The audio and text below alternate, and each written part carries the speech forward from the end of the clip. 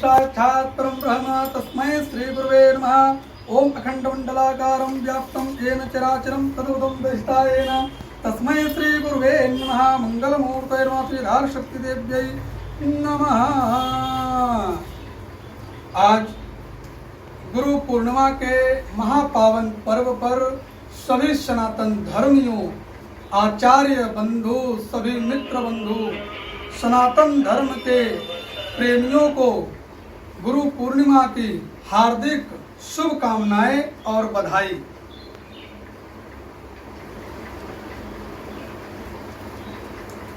गुरु पूर्णिमा की बहुत ही महिमा है, बहुत ही महत्व है।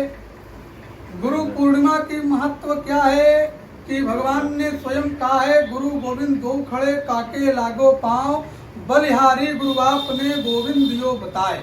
तो भगवान ने कहा है कि सर्वप्रथम श्री बद्री नारायण भगवान ने कहा है कि सर्वप्रथम गुरुदेव भगवान की सेवा करनी चाहिए। और गुरु पूर्णिमा पावन शुभ अवसर पर गुरु की पूजा, तिलक, रोली, हल्दी, चंदन से वस्त्र इत्यादि, माला, फल, मिष्ठान, जो भी भगवान के श्री आशीर्वाद से आपको प्राप्त हुआ उसे गुरु चरणों में समर्पण करना चाहिए। और एक बड़ी सुंदर वाणी है कि हम कौन हैं, हम इस जीवन में कौन हैं, हम यहाँ पर आके कर क्या रहे हैं, अंत में मुझे जाना क्या है, अंत में मुझे जाना कहाँ है। इन चार बातों को जिसने अपने दिल और दिमाग में बैठा लिया उसे संसार में कहीं भटकने की आवश्यकता नहीं है। इन चार बातों को बताएगा कौन? बंदव गुरुपद पद्म परागा, सुरच सुवास सरस अनुरागा। कौन बताएंगे? गुरु बताएंगे। क्योंकि ये ब्रह्मा है, ये भगवान शिव है, ये माँ पार्वती है, ये भगवान भोलेनाथ है, ये कौन बताएंगे? गुरु बताएंगे ना। और उसके बाद भगवान भी जिनके बिना तर नहीं सके, गुरु बिन भव निधि तर ही न कोई। हाँ, तो इसीलिए बहुत सारी भगवान की कृपा से गुरु जरूर बनाना चाहिए अपने जीवन में। और गुरु जैसे कि आज के समय में खूब बढ़िया गाड़ी घोड़ा, ऐश्वर्य, अच्छे पहनाव, अच्छे कपड़े और खूब लग्जरी गाड़ी कार हो, ऐसा नहीं करना चाहिए कि गुरु जी के साथ बढ़िया जो है गार्ड चलते हैं तो उनको हम गुरु बना ले, ऐसा नहीं। गुरु होना चाहिए एकदम सरल स्वभाव वाला, और भाव ऐसा रखें कि जब हम चाहें गुरु जी को प्राप्त कर लें। और गुरु ऐसा होना चाहिए कि साल भर में एक बार हमारे घर में उनका श्री चरण पड़े। अब पता चले बहुत बड़े गुरु जी को हम बना लिए, जब 2-3 लाख रुपए हमारे पास होगा तब हम गुरु जी को बुलाएं, नहीं तो ऐसे हम टीवी में, मोबाइलों में देखते रहे। तो ऐसा नहीं होना चाहिए। आज तो मोबाइल से, माइक से गुरु मंत्र दिया जा रहा है, ये गलत कार्य है। और एक बड़ी सुंदर कथा है। हमारे पूज्य आचार्य जी कहते हैं कि बिहार के एक संत हुए, उनका एक शिष्य था ब्रह्मचारी। एक बार ब्रह्मचारी अपने शिष्य से गुरुजी ने कहा कि अरे ब्रह्मचारी, चलो भैया काशी दर्शन करके आते हैं, काशी स्नान करके आते हैं। तो ब्रह्मचारी जी ने कहा जी गुरुजी बिल्कुल चले। तो गुरुजी की आज्ञा को पाकर काशी दोनों गुरु और चेला जो है पहुंच गए। जब काशी गंगा मैया के तट पर पहुंचे तो वहीं पर आसन लगा। अब गुरुजी ने कहा कि भैया ब्रह्मचारी, यहाँ से कुछ दूर पर जाओगे तो एक गंगाधर भट्ट नाम के ज्योतिषाचार्य रहते हैं। गंगाधर भट्ट नाम के एक ज्योतिषाचार्य जी रहते हैं, उनके यहाँ जाना और भिक्षा को लेकर आना और गंगा मैया को भोग लगाना और हम भी लोग प्रसाद पाएंगे। अब गुरु जी की आज्ञा को पाकर ब्रह्मचारी शिष्य गंगाधर भट्ट जी के यहाँ पर गया और गंगाधर भट्ट जी ने उसको भिक्षा दे दिया, उसको भिक्षा दे दिया। और भिक्षा देने के साथ साथ ये भी कह दिया कि ब्रह्मचारी आज शाम को 6 बजे तू मर जाएगा, आज शाम को 6 बजे तू मर जाएगा। जब ब्रह्मचारी जी ने इतना सुना कि आज शाम को मैं 6 बजे मर जाऊंगा तो ब्रह्मचारी पसीने की बूंद टपकने लगी, एकदम रोने लगा। रे गुरुजी कहाँ भेज दिया, कहाँ भेज दिया। एकदम दौड़ते भागते गुरु जी के पास आया। गुरु जी ने कहा क्यों रो क्यों रहे हो, पसीने की बूंद क्यों टपक रही है, हल्ला क्यों कर रहे हो, क्या हो गया।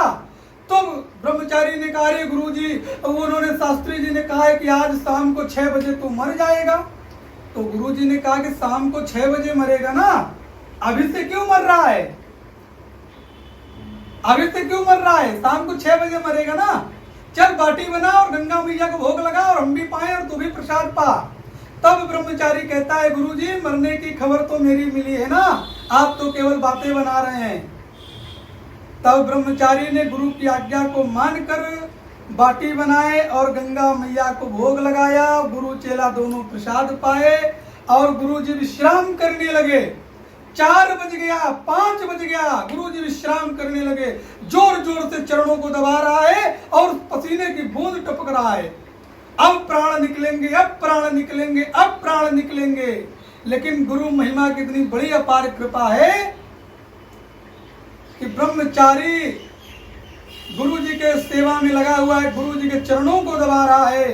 गंगाधर भट्ट शास्त्री जी के कहने के अनुसार शाम को 6 बजे यमराज के दूत, यमराज के काल वहां पर आ गए।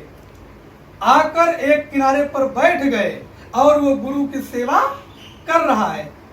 जब 7 बज गया, 8 बज गया, 8 बजे जब यमराज के दूत वापस खाली हाथ जाने लगे तो गुरु जी ने तिरछी नजर से कहा अरे भाई कहाँ जा रहे हो अकेले, इसको लेने आए थे, नहीं ले जाओगे क्या।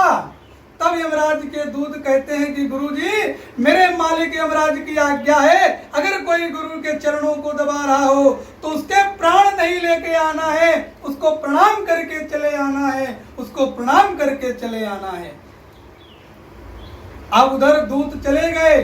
अब गंगाधर भट्ट जी उस दिन सुबह सूर्य भगवान को अर्घ देने जा रहे थे लोटे में जल लेकर, और ब्रह्मचारी शिष्य गुरु की सेवा करते करते बच गया।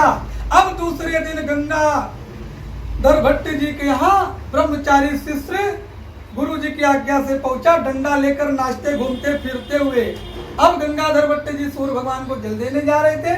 अब उन्होंने देखा अरे हमारी ज्योतिष की गणना कैसे गलत हो गई, हमने कहा इसकी काल आएगी तो ये कैसे बच गया। तब उसने पूछा कि भाई तुम कैसे बच गए ब्रह्मचारी। तो कहे ब्रह्मचारी जी ने कहा शास्त्री जी आपके कहने के अनुसार काल तो आया था, लेकिन मैं उस समय गुरु की सेवा में लगा हुआ था, गुरु के चरणों को दबा रहा था, लेकिन उसी की कृपा से काल वापस चला गया। तो गंगाधर भट्ट जी ने कहा कि अरे तू आया किसके साथ है, तेरे गुरु कौन है, जरा नाम तो बता। तब ब्रह्मचारी शिष्य कहता है मेरे गुरु समर्थ गुरु रामदास हैं। समर्थ गुरु रामदास आपने नाम सुना होगा। तो ऐसी गुरु महिमा है और गुरु महिमा की बड़ी ढेर सारी कथा है। अपने अपने बाल बुद्धि से अनेक लोग कथा को कहते हैं और सभी मित्र बंधुओं को सादर जय सिया राम कहते हैं। आप लोगों के माध्यम से सभी देशवासियों को गुरु पूर्णिमा की हार्दिक शुभकामनाएं और बधाई। माँ भगवती कृपा और आनंद सब पर बनाए रखे। सादर जय सिया राम।